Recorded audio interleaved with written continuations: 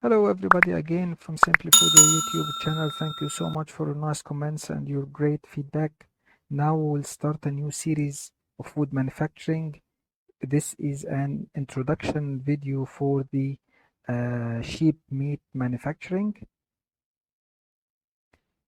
We will talk also in the upcoming video about the steps of the selection of the sheep from the supplier farm, and what is happening in the abattoir or the slaughterhouse in the sheep meat manufacturing, and what are the steps of the carcass cutting.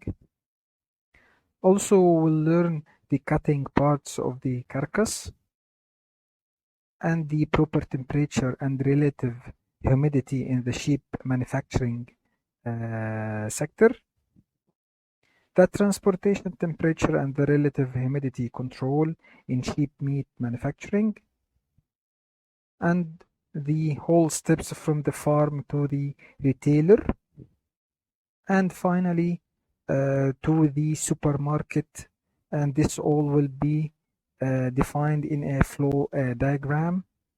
So please stay tuned for the upcoming video to view the whole flow chart from Simplyfoodea YouTube channel for the sheep meat manufacturing. Thank you so much, and waiting for you in the upcoming video. Bye bye.